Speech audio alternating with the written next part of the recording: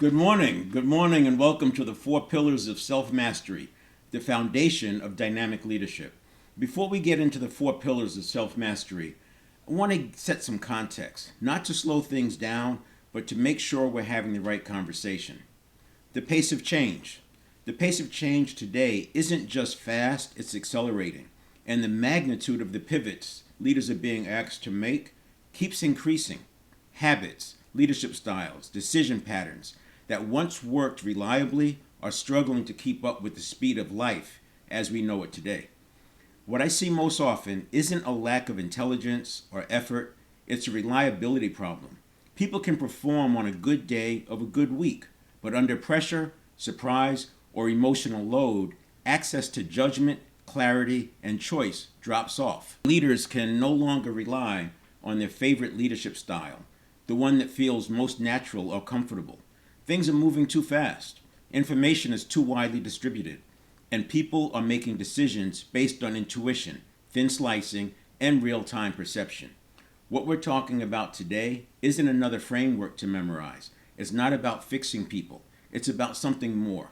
Self mastery, what I also call personal leadership, because a person needs command of themselves before they can reliably and predictably influence others. Now, everything I'll share exists in established research, but much of it is in silos. My focus is integration, what leaders can actually use on a bad day of a bad week when conditions are not ideal.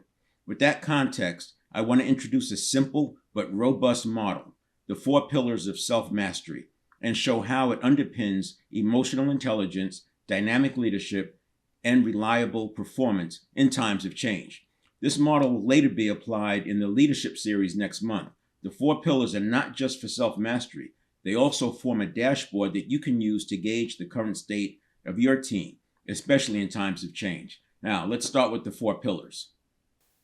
When I look at the four pillars of self mastery, a lot of it gets into what we've looked at from the past, what actually worked. If you consider the last few initiatives that you started, you probably asked something like, what should I do first? Or where do I start? Or what should I do next?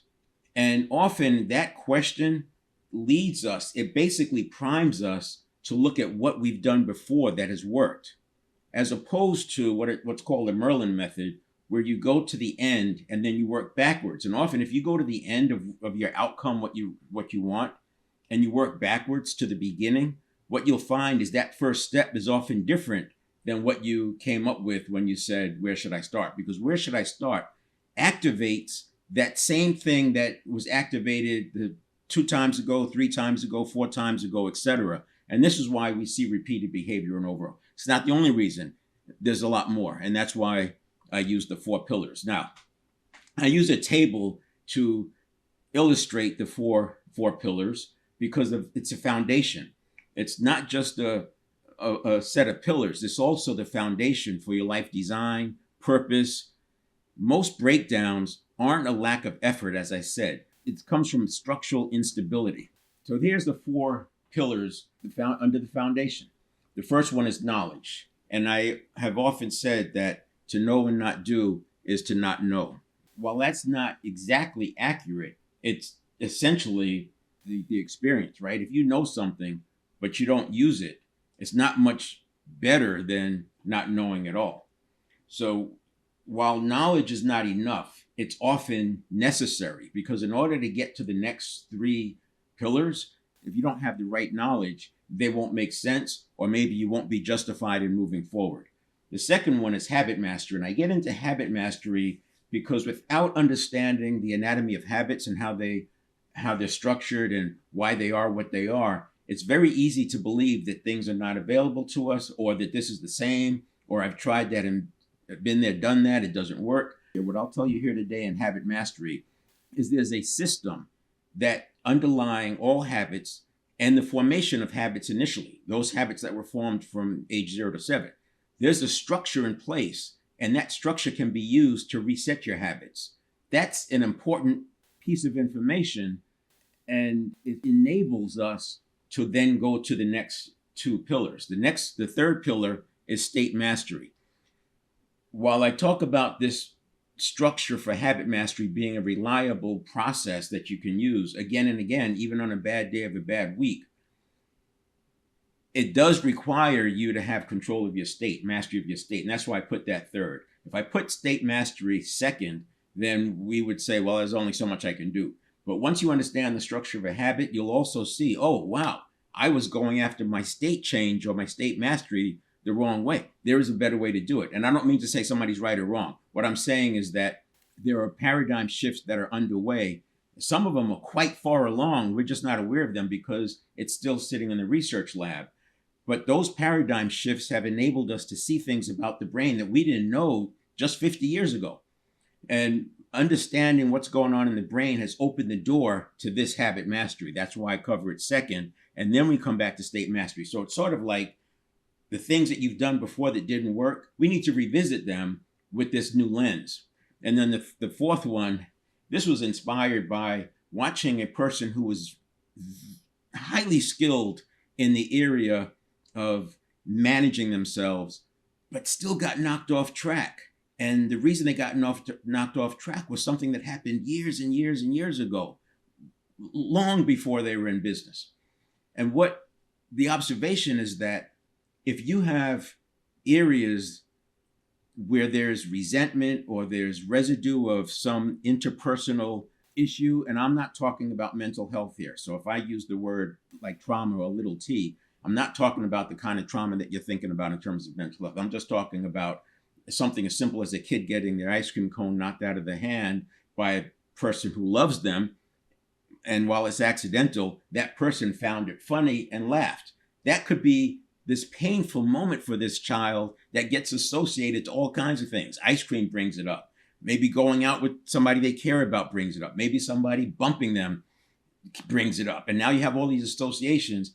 What I'm suggesting is that forgiving those things in the past, it's not a morality issue. It's more about performance hygiene. In other words, if I don't forgive myself and I don't forgive others and close any of those open associations, then I run the risk of having anything triggering one of those past associations. So by forgiving, now, it doesn't mean, and I'll get into this more when I get to that pillar, but it doesn't mean forgive and continue to receive harm. The point is, there's after forgiveness, you have choices. You can forget it, but I think more productively, you can set boundaries. So you can forgive and set boundaries immediately, or you can forgive and wait to see if it happens again. And if it happens again, set boundaries. Or you can wait to see if it happens a third time and then set boundaries. But each time I would say the boundaries that get set needs to be a little stronger, because if it happens 3 times, we know that 95% of our actions are by habit. So chances are it's going to happen again. So those are the 4 pillars: knowledge, habit mastery, state mastery, and forgiveness. And I basically spilled my candy in the lobby on the forgiveness one, but we'll talk about it some more there. Here's the knowledge pillar. As you can see right here, it's sense making, it's orientation to reality. What's true? And the way the habit system works, which you'll see, is that we can take perception with the wrong meaning and turn that into being true and run with it. And because of things like confirmation bias, it could then take on a life of its own. Confirmation bias is one of the most problematic ones, because if you hear something that is true and reliable 3 times, then we automatically assume that that source is credible and reliable. And it takes up to 11 disconnects or 11 iterations before we start to doubt that source. Well, guess what? Your perception has become a source.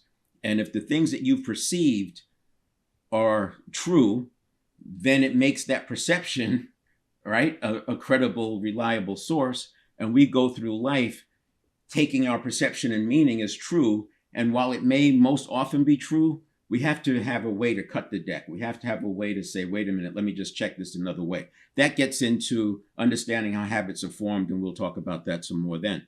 So here's a model that I use, the 7 Performance Series. You may have seen this if you've seen any of my content. And this is more of a structure that I use to help people understand how do you get from where you are to where you want to be. It's aligned with be, do, have.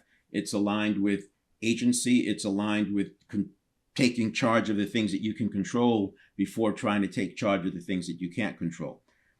And then there's physical, spiritual, and emotional. So these are the first areas, and I say that these are the ones that are in our control. You can't have agency if you don't have control of these. Now, it's easier to get control over mental and physical and spiritual. And in spiritual, I'm not talking about the spiritual realm. I'm talking about our spiritual self, our higher self, however you want to define that. You could say it's our part of the part of us that interacts with the spiritual realm, whatever you want to say, but this is us. In other words, it's our control. We get to choose and decide if, for example, we want to live by faith.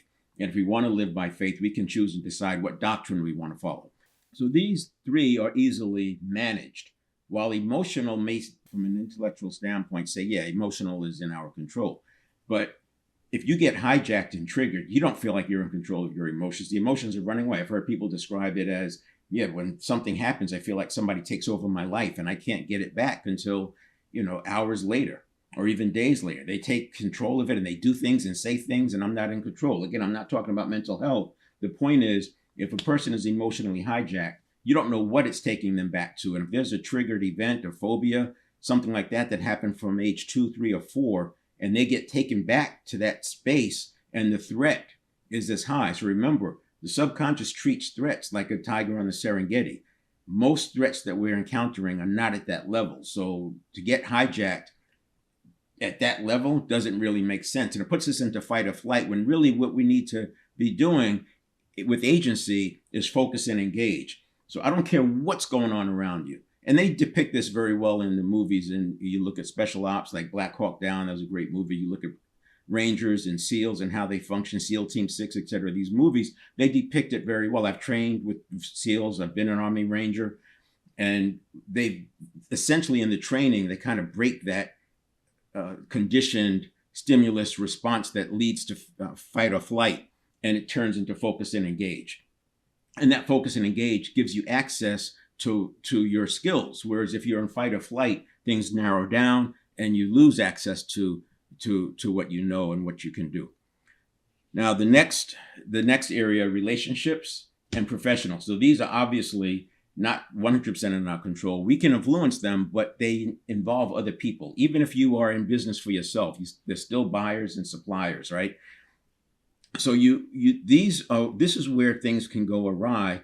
And this is why I talk about forgiveness, because you can have this locked in. You can be 100% bad day of a bad week, I got it. But a certain kind of relationship takes you off kilter, and now you're going down this rabbit hole that you didn't mean to go down. And the reason this is so important is because anxiety spirals definitely feel like you're out of control. They definitely feel like someone else is running the ship, driving the ship, and you're just along for the ride. And I would say, this is just an observation and working with many people, is that sometimes people don't want to go after that real goal, will go after that real purpose because they've been hurt or they've anxiety spiraled in such a way. And that's such a painful experience. And the fallout is so large that they don't ever want to do that again. And so they resist crossing that line into the next level of difficulty. They just believe that they're not capable. It's just who I am. And what I'll show you today is why that's not true and why you don't have to accept it. That's part of this 4 pillars of self-mastery, is that you have to let go of the past. Another thing that keeps people back is that, and it's similar, is that in order to get to second base, you have to leave first, using a baseball metaphor. And first base includes baggage that people don't want to let go of. You've got to let go of that baggage. And now what's interesting is for years, I looked at patterns. I tried to look for what is present for these people who've had certain successes. And one of the things that showed up often was that they lost everything. One could believe that you have to lose everything in order to be successful, and it's not true. What you have to do is let go of the baggage and let go of the paradigms and let go of the beliefs that don't serve you at the next level. You can't take that stuff to the next level. As another way of saying that the problems you got yourself into, that level of thinking is not adequate to get to that next level. It's a similar concept. Now, this financial is the 7th. So you have mental, physical, spiritual, emotional, relationship, professional, and the financial is the 7th. But I also put outcome because financial is often not the end. Financial is a means to the end. And too often people get caught up in the goal of financial, and it's a moving target. And next thing you know, people just get down this path of greed, corruption, or whatever, just because they're trying to fill that void that they're calling financial, but it's really something deeper. So we have to ask that question, why, multiple times to understand what that outcome is. And when I work with the person, I always start with purpose. What's a purpose? And people don't always have a facility to come up with what's their purpose. But what I do is I use a proxy for purpose, and that serves us to get through here. And once we do a few laps of this and they start getting some agency and they're able to question their own perceptions and meaning and check it, not to question it to just be off balance, but to just make sure that they're moving through with the right perception and perspective. And once they have this agency and then they have this, it's easier for them to start looking at what's my purpose, because they believe it's achievable. It doesn't have all these things attached to it, this pain, etc. So the next one is, so that's knowledge. That comes into knowledge because we start with the 7 performance areas.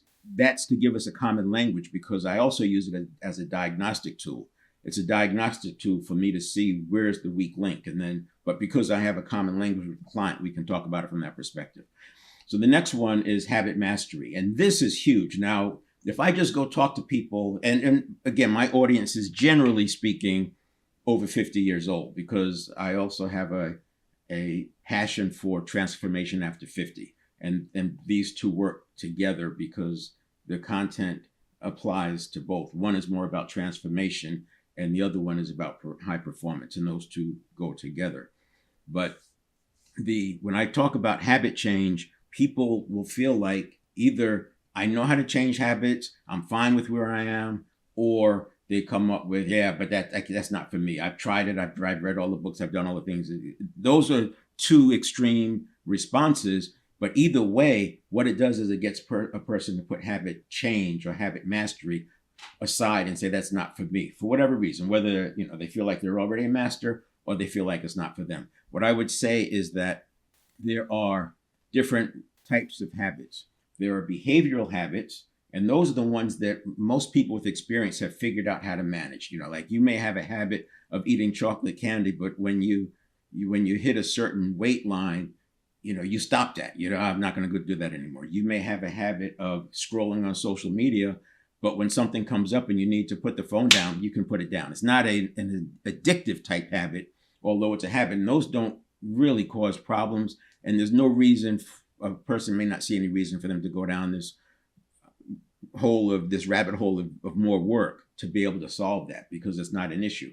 But then there's the other kind of habits. And I think, so those are behavioral. The other kind of habit would be reactive. And I think these are the ones that are overlooked, because I've seen leaders with full intention get triggered and off on a bad path and making mistakes because they reacted to something that came up that they were not ready for. That is a reactive habit. That is a habit. That is a habit pattern that people ignore because they think it's just my personality. And that's the next one. The next set of habits are identity type habits. And that would be like personality, identity. Those are the types of habits that that's what dictates your life, right? Your personality is essentially what opens doors for you and closes doors for you. And personality, people don't realize it because personality is a summary, so people don't look at it as a habit. But when you break down what that personality is, it's a set of elements, many, many elements, which we'll illustrate in a few minutes. So here's what's going on with habit mastery. This is what I call the 1 second model. It's part of my larger framework of the 7-step reset, which I have here. The 7-step reset are the 7 steps that apply in the stimulus response cycle. And since we have about 30,000 stimulus response cycles a day, it makes sense to understand it. Now you may think, what? But here's the thing. If you look up how many decisions are made in a day, you'll get something like 33,000. Then you add on the piece that 95% of everything we do is done by habit. And you'll get to, okay, yeah, so maybe there's 31,000 stimulus response cycles. That's where I'm getting that. And I don't want to change my 95% by habit. What I want to do is reduce the number of stimulus response cycles I have per day, reduce the number of stimuli that rise to the level of potential threat, and I want to have more agency over the stimuli that I choose to respond to. And that's the 7-step reset, which I'll talk about in a few minutes. So this would be steps 1 and 2 on this side and steps 4 through 7 on this side. But let's just focus on step 3 for now. Here's what people miss. This line right here is the stimulus. This is where the stimulus comes in. Well, there's already been a pre-listening. We're constantly pre-listening. In that pre-listening phase, the brain is trying to predict what kind of stimuli may I encounter wherever I'm going. There's a neuroscience point that if you walk through a doorway, you get a moment of calm because the brain is looking around and scanning to figure out, okay, this is a change setting, what's possible, what's, just trying to figure out what could come in. Then you have the 1/4 second reaction time. This is the reaction time between the subconscious comes online. So if you look up what's the reaction time of the subconscious, it'll say 1/4 second. Now, I use subconscious and network of neurons interchangeably because it has to map to what people are used to talking about, but I will not call it a mind because it's not a mind. It's a network of neurons, and that's part of what we're dissecting right here in this slide. So this 1/4 second is not the network of neurons waiting because it's slow. The network of neurons is processing at 11 million bits per second. This first 1/4 second, that's where cognitive biases come in. That's where priming can come in. That's where, like on those, the research that shows how people responded to a gender or ethnicity question, and that influenced how well they did on the exam, the standardized exam.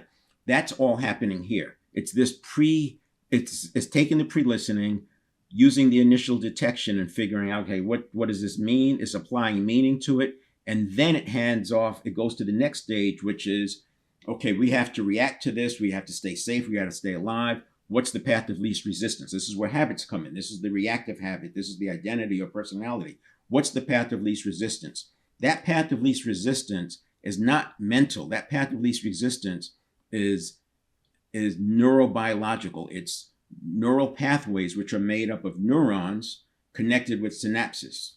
So we have 100 billion neurons. They are connected. Each one is connected to anywhere from 1,000 to 10,000 other neurons. We have trillions and trillions of connections. And these are associations because neurons that fire together wire together. So that's what's happening here. The path of least resistance is a well-myelinated neuron. So myelin, and this wasn't really talked about in the context of neuroscience improvement until like after the 1950s. So this is why I say that the brain scanning tools, we didn't have them before.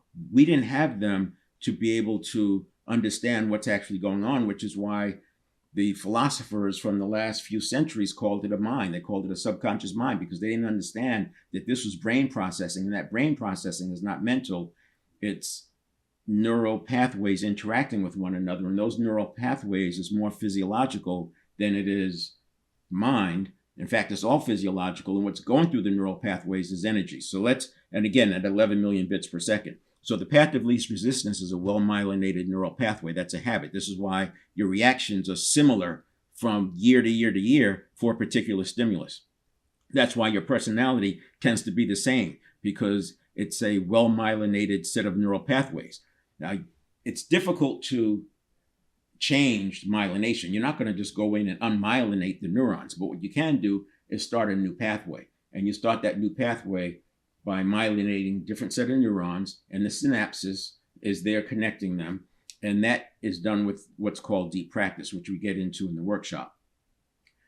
The other piece that happens that people aren't aware of, because most habit literature talks about it like it's a mind, is that the reason why replacing a habit is so much easier than breaking a habit is because you have the myelin and then you have the synapse. And the more attention you put into it, the more you continue to myelinate that, and the more you keep the synapse focused. When you build a new neural pathway, what happens is the synapse, it's called synaptogenesis. It's like a pruning process. The synapses moves from the unused neural pathway to the one that you're building and activating. This is why we talk about activating. You've activated something. So a neural pathway can actually go dormant because there's no synapses. But the brain, again, is processing 11 million bits per second, and that synaptogenesis can happen in milliseconds. Neuroplasticity, I would say, majority happens overnight because there's actually more of that pruning going on. But in an instant, you can activate a dormant neural pathway. The brain will put synapses in there because, again, it's for life and death. So it's going to take whatever energy it needs. It's going to populate that neural pathway with synapses, and now it's activated. And we're going to talk about that when it comes to leaders setting context and how that can activate something that you didn't mean to activate. But it's why the research can show that an Asian American girl who answers an ethnicity question first on the heading will do better on the math exam, and Asian American girls who are first presented with the gender question do worse. And that has to do with Americans thinking that girls are not as smart as boys when it comes to math. And it also, and then the other side of that is the narrative that Asians are better at math than Americans. So whichever question came first actually changes the results of the test because it got activated. And you can see how that's happening here in this pre-listening. This pre-listening is a constant. Then you have the initial detection, and then you have the path of least resistance. So all of that is what leads to that priming thing. And then, and here's the big deal right here, it hands it off to the conscious mind. So this side is 11 million bits per second. The conscious mind has a reaction time of about a half second. This is only processing at 50 bits per second. So if you just automatically take the reaction and turn it into a response, and you've done that in a very short period of time, even a quarter of a second, you've only processed, the conscious mind has only processed 12 and a half bits of information. And I'm using the data that says 50 bits per second is the processing speed. So we need at least a pause, but when a person is triggered, there's no pause. This goes right over to here. And then the conscious mind is fully engaged and it makes a decision of what to do next. That's the conscious thought. So I call this the 1 second model. And on this side of the line, you have the neural signal. And the reason I moved it over here is because this is the process. If you do it right, that full conscious thought is not over here because you have to make the assessment and decision. It's kind of like circling to make sure I understand it right. Because just like the subconscious or the network of neurons created meaning over here, the conscious mind should be checking meaning over here. And that's why I put the line there. But the point is, this side is a signal, energy flowing through neural pathways. This side is the conscious mind that actually has thought and can relate the unrelated and can design into the field of infinite possibility. Something that the neuron side can't do because it's associations, and by definition, associations are majority things in the past. You could have things in the future that if you use visualization, but generally speaking, we're talking about the past. And if you're doing something new, which is the world today, because every day it seems like something new we have to deal with. And if you're using an old template, well, you're going to get less than optimized solutions. All right, so that is the overview of the model. Now here's what happens. So I talked about the 7-step reset. You have steps 1 and 2, that's like self-development and then state management. And then steps 4 through 7, this is your response, the action. It includes emotional modulation and then return to mindfulness because we have to come back and do it again. Remember, I said 33,000 times a day, we're going through a stimulus response cycle. So if we don't finish in mindfulness, we're already potentially part the way triggered for that next one that comes in, and it's going to color the meaning. It's going to change how we respond. So we want to have that return to mindfulness. So sometimes just slowing things down will do wonders. And you can do this with breathing. Breathing is one of the best gateways to this kind of thing. This is what happens when you don't slow it down. And if a person is triggered, this is what it looks like. They're not doing any steps 1 and 2. There is no state management. There's no assessment. There's no diagnostic about what's my state and do I need to get back on track? Am I falling into a fixed mindset, get back to a growth mindset? Am I being primed to some direction that is not useful for me? None of that's happening because the conditioned reaction leads to the next stimulus. And that leads to the next stimulus. So you're going stimulus, reaction, stimulus, reaction, stimulus, reaction. It's not even stimulus response because it's just the reaction is the response, which just caused another stimulus, etc. And steps 4 through 7, which would be stimulus to emotional modulation if needed to action to mindfulness, is non-existent. So this is what triggered looks like. Now, the solution is You can't suppress it. You can't stop it. You can't change the response. It's already done. It's processing at 11 million bits per second. By the time you're even aware that it's not something you want, you're already sitting in a deep hole. So what you can do, though, is slow down the next stimulus. You can push off that next stimulus. Now, in the moment, because the subconscious processes by in so much in milliseconds, and because it's often life or death, it's thinking that this threat is existential. What can happen is it's fighting for its life, and you try to slow it down by slowing down the old reaction. You try to slow this one down, it's not going to happen. But if you accept that most of the threats that you've encountered in your life are not tigers on the Serengeti, most of the threats are not existential, they are inconveniences. If you can embrace that, then it gives you some room to where you can, you know what, I'm going to slow down the next stimulus that's coming. I'm going to stand up and I'm going to walk over and look out the window and see what comes up for me. And that could be just something you do as a leader. You can still be listening, you'll still be engaged in the meeting, but you just stand up, walk over to the window, look thoughtful, and that's slowing things down. These are things that I've done, right? Or you can just tell the person, if you're the leader and they're reporting to you, you know what, let's take that offline. I'm in the middle of something right now, but I'll get back to you. Let's meet in a half hour. Whatever you have to do to slow down that next stimulus, because the next stimulus at that speed is not coming from outside, it's coming from inside. And you have to slow yourself down because you are peppering, and you know what? Your subconscious, your network of neurons, it doesn't know the buttons to push, but the buttons that get pushed to get your attention are the path of least resistance. So you might as well say it knows what buttons to push. And this is, I can go down the path of artificial intelligence, but some of that is what's going on there too. It's not that it knows what buttons to push, it's that those buttons are the path of least resistance, and because neurons that fire together wire together, it's a sequence that takes off and goes running. Here is the place where I want to look at. So what we've got is, at the top, you have identity. Now, I already said identity and personality, that's a summary, and they're made up of elements. And what this is depicting is that identity is very, very much a construct. And there are a lot of elements in that construct. But the perception of people, that's what this side is. The perception that people have that it's elements is very, very low. Most people don't think of identity as a set of elements, nor do they think of anxiety as a set of elements. They see them as constructs. They try to change the identity at the summary level. You can't change the identity at the construct of the summary level. You have to change it at the elements level. The other thing that this graph is depicting is, at the bottom, I have the opposite. So if I said muscle memory, most people understand that most muscle memory can be changed, right? You can change the elements to get different muscle memory. You change the moves and it aggregates up to a construct or a summary movement. And that movement is done with a series of micro movements that have been trained. And that's where the muscle memory comes from. And the point is that muscle memory is not muscle memory, it's actually nervous system memory. Here's the aha that I'm making on this slide. The same way that neural pathways are used to create muscle memory, aka nervous system memory, is the same way that neural pathways are used to create identity, personality, anxiety, emotional regulation.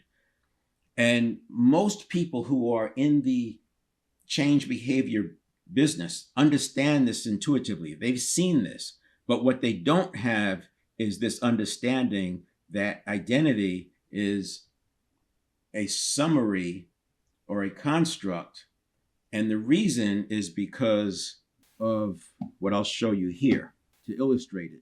If I draw a line, and remember, think of this as the 7 phases, right? This is the 1 second model. And this is that line that gets crossed from neurons to conscious mind.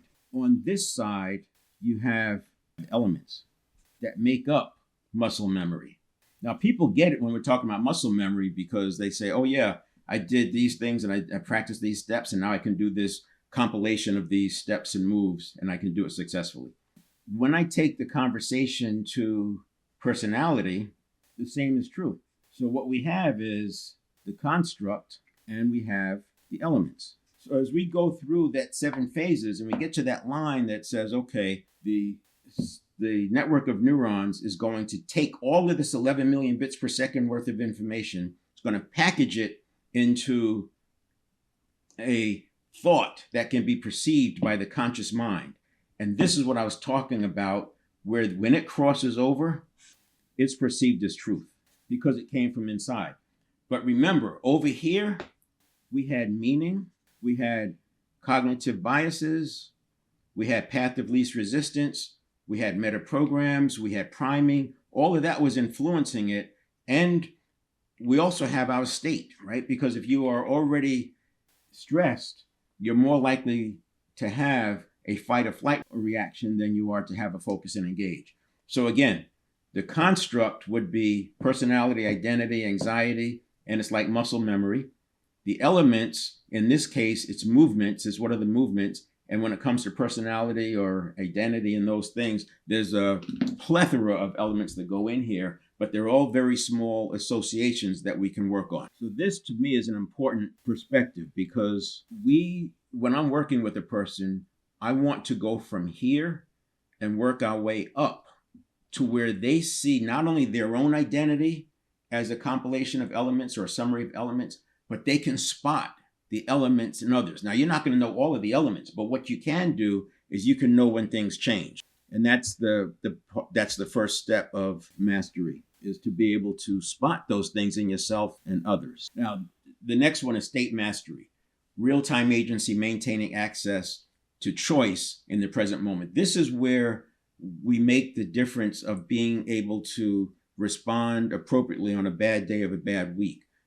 It's where we are able to access all of what we are capable of. This is why I call this foundational to dynamic leadership, because if you can't manage your own state, guess what? You are contributing to the chaos because you're in fight or flight and you're trying to have somebody else access calm and capability, but you're generating more of that because if you're the leader, they're looking at you and they've got their pre-listening going on and they're just seeing, wow, that person is nervous. I'm even more nervous now. This is why you have to have that self-mastery. The other thing that happens is your interpretation of what you're getting from them has to be managed and controlled. So again, we know that for us, that we haven't seen very many tigers as a threat. That person is in the same boat. They haven't seen that many tigers as a threat.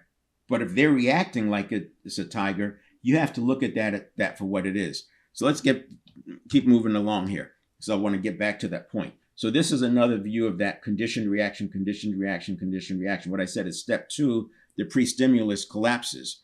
And I told you I would get back to that 7-step reset. So step 2 is where we slow it down. You can't slow it down by suppressing it. It's too late. 11 million bits per second. And now it's transferred over the thought to something that can be perceived by the conscious mind. And you can't go backwards. Not as adults. We're not going backwards. So step 2 can be used on the next one. So think about it like you're going to take out this conditioned reaction, this conditioned reaction, and this conditioned reaction, because these are artificial. These are coming from inside. If it was a tiger, it would be coming from outside, and you would have to do things to save yourself from the tiger. But if these conditioned reactions are just coming from associations that are popping up because you got spooked, then you got to slow them down. You have to stop the internal ones, which is why getting up and going to the window is not that big of a deal, because these things are coming at you rapid fire. You getting up, going to the window is measured in seconds. Those things are happening in milliseconds. And even a pause, if you're talking and you feel like yourself, or you're listening and you feel yourself, that energy rising up, just pause. 2 seconds in a conversation is nothing. It's not even noticeable. People spend 2 seconds in between words when they're talking. So 2 seconds is nothing. Give yourself that 2 seconds to slow down that next one that's coming, because remember, the next one that's coming, if you're being triggered, is coming from inside, not outside. So this is the 7 steps. This puts it together. So this first step is your understanding, the beliefs, neuroplasticity, priming, mindset, physiology. That's why I call it self-development. We have to work on ourselves all the time. But every day you wake up, you're kind of at a set point for your step 1. You're not going to be changing your step 1 multiple times through the day going up. You may be able to get it back to baseline, homeostasis, but you're not going to improve it in moments, right? You have a baseline, and then the point is how much of that baseline can I access, and that's step 2. So step 2 is not only a a process of getting back on track, managing my state, but it's a diagnostic. It's like a dashboard to see, where am I? Am I falling into limiting beliefs? Am I working on the habits that I need to work on? So one of the things with habit change, once you put the neuroplasticity in place, the remnants of that old neural pathway is still there. And sometimes you'll get a stimulus and those remnants say, hey, come on, do it this way, do it this way. You have to, after you get the understanding, you still have to open the door and go through it.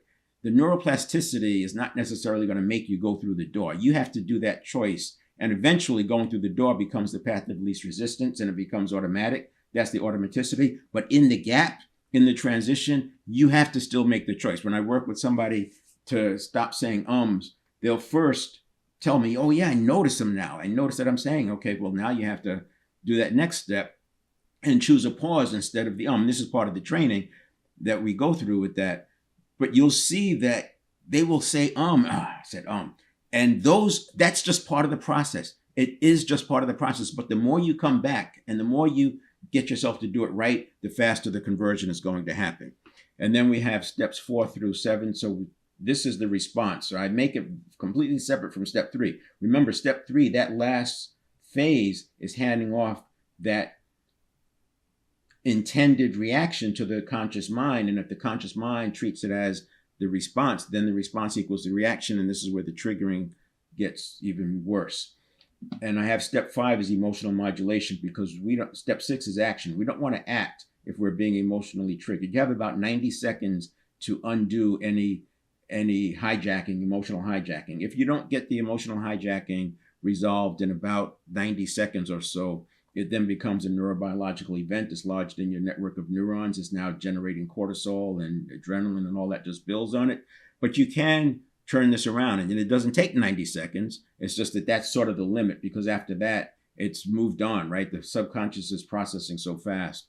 And so we have to be able to do this quickly and on the fly in real time, and with practice, you'll be doing this in seconds or 2. And because of the positivity exercise that we put in on the front end, which keeps the threat level down, it goes from about 80% threat to 20% threat with the positivity exercise, because like I said, there's not many tigers facing us in business. And that enables us to have fewer times where we have to actually emotionally modulate. And then you have the action and the 7th step.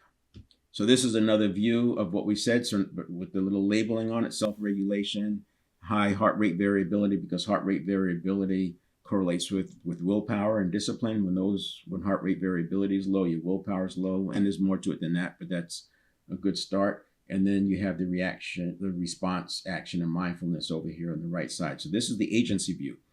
And then again, another view of it. So you're getting your response, you go to the next one, you go to the next one, 30,000 times a day. So when I'm working with a person and I'm going through the 7 performance series, the first thing I want to do is get this in place. I have to get this in place so they're getting back to a calm pre-stimulus, because it's very difficult to move the needle if everything we talk about is triggering internal reactions. And this could take weeks to get this to where it's manageable.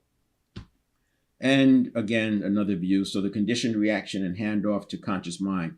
The first 500 milliseconds or half a second is the conditioned reaction based on past experiences and habit patterns, which is the path of least resistance. Left to its own, is going to hand off to the conscious mind a summary of that based on what it came up with. And that's where we need to fill that pause in from an automaticity standpoint. And here's the slide that I wanted to get to be able to talk about how this works with respect to leaders. So here's that pre-listening. This is the same model as I showed you before, but it's this full 7 phases. You have pre-listening, then the stimulus comes in, initial detection, rapid appraisal. This is where your priming is going on and your cognitive biases, and then the path of least resistance is happening here.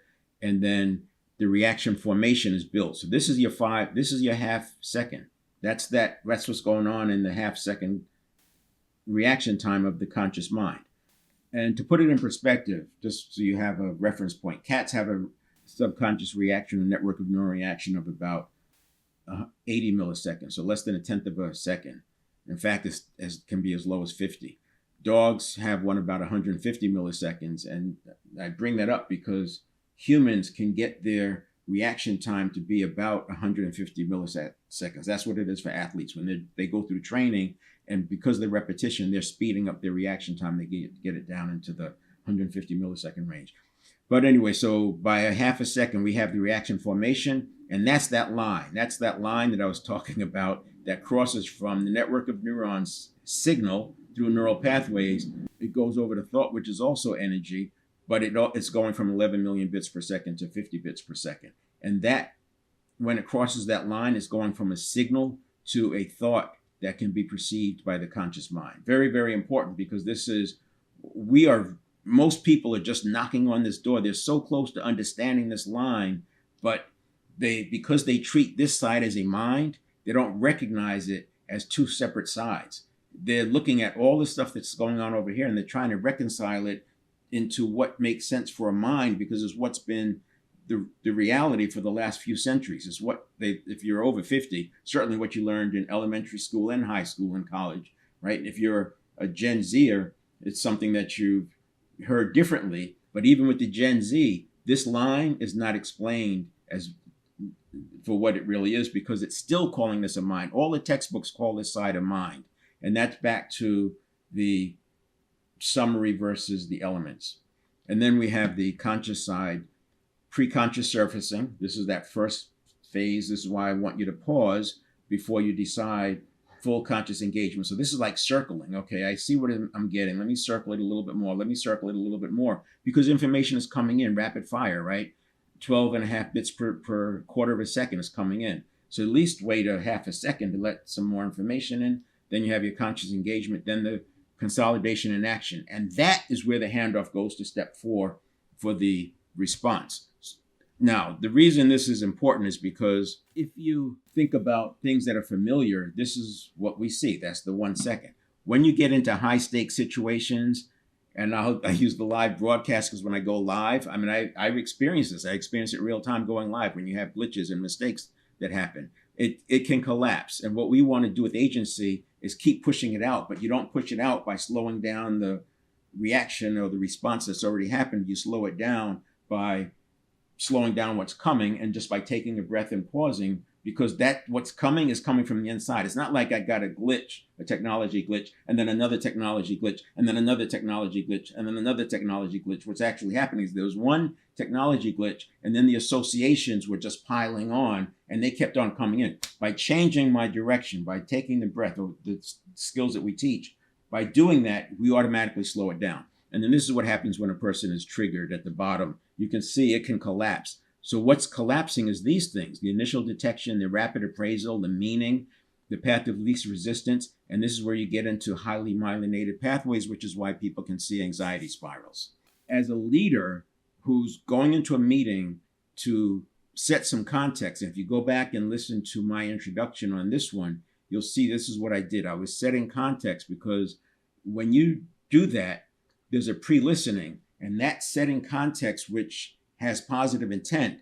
It could be that you're activating things that you don't want to activate. You may be focusing on, I don't want to activate X, Y, and Z, but if you're not careful, you'll be activating A, B, and C, and that can be just as detrimental. The other thing is, what may be working for one part of the audience is doing the opposite for another part of the audience. So introductions should be thought through and thought about from that perspective. I remember Millard Bennett, who I first started listening to in the 70s, a big public speaking guru. And what he said is that you want to write out and memorize your introduction, and write out and memorize your close. Because when you start speaking, not only are you activating the audience, you're activating yourself, and all this comes up. So you may, if you're a leader, you're probably familiar with this. You start talking at the beginning of a meeting, and next thing you know, you start throwing in tangents, because what you're speaking, you're on hyper alert now, and associations are kicking in,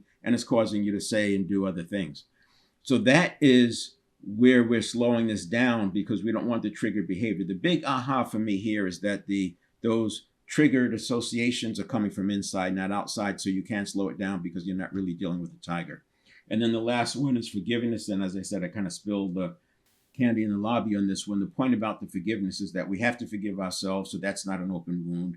We have to forgive others, so that's not an open wound, because we don't want those things coming up when it has nothing to do with it. Some of these wounds are 30 and 40 years old, and people, they're still driving people's behavior. You know, I have control issues, or people sabotage relationships because they're worried about being left or being hurt. These are, forgiveness will get past that, because once you can forgive, and it's easier to forgive if you can separate forgiveness and forget about forgive and forget. It's about forgiveness and then set boundaries, because we want to set boundaries. And on one end of the spectrum with boundaries, it's like, I'm never going over there again. That's your own boundary. I'm never going to go there again. Another part of the boundary may be, I'm never going to drink in public again.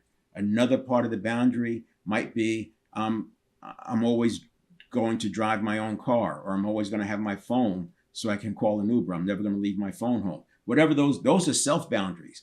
Not even getting into the other boundaries, right? When you say this, it causes me to feel that, I'm going to ask you to stop doing that. That's nonviolent communication.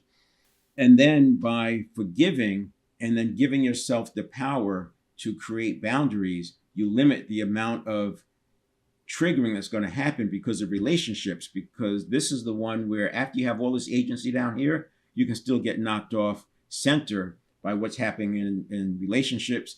And we need other people. We need involvement of other people for our success and for our outcome. Everything I talked about today fits into emotional intelligence, these first two bullets, self-awareness and self-management. These are the 4 pillars of emotional intelligence, not to be confused with the 4 pillars of self-mastery. But you have to have self-mastery to do self-awareness, to get it accurate. You have to have self-mastery so that you're able to get back to an even keel very quickly, and you're not getting triggered off into something that's not useful. Then your social awareness is going to be more accurate, and your relationship management will be more accurate. So here is the 4 pillars: knowledge, habit mastery, state mastery, forgiveness. And that becomes the foundation for your life design, your vision, your goals, your aspirations.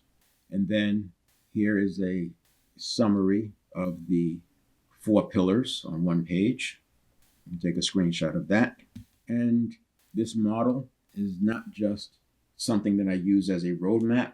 It's also a dashboard, so I can see where people are. As a leader, you can look at your team and see where they're breaking down, right? If a person is tired and they're low energy, you know they're going to be more prone to fight or flight than if they have positive energy. You can see if people are fine and then a certain person comes in the room and things turn around. Back to this slide, one last thing to think about on that note is this pre-listening. Think about it as a leader. How many times you've seen the expression on a person's face that they're anticipating something bad and you still went on with your message. Hopefully, seeing this model, if you see that kind of angst on a person's face, your next thing would be, hey, let's first talk about what's going on. That's not just something that, oh yeah, this is good for relationship.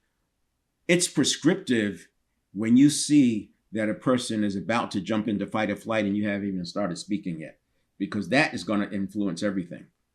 4 pillars of self-mastery is foundational to dynamic leadership, because you can't execute on dynamic leadership if you don't have self-mastery. Self-mastery is not necessarily about dealing with the external stimulus that's coming in. It's about being able to slow down that internal stimulus that's coming from yourself from past conditioning. So that's where we are. Next week, I'll talk about the levers and the things that you can do in each one of the pillars to get a handle on it. We'll see you then.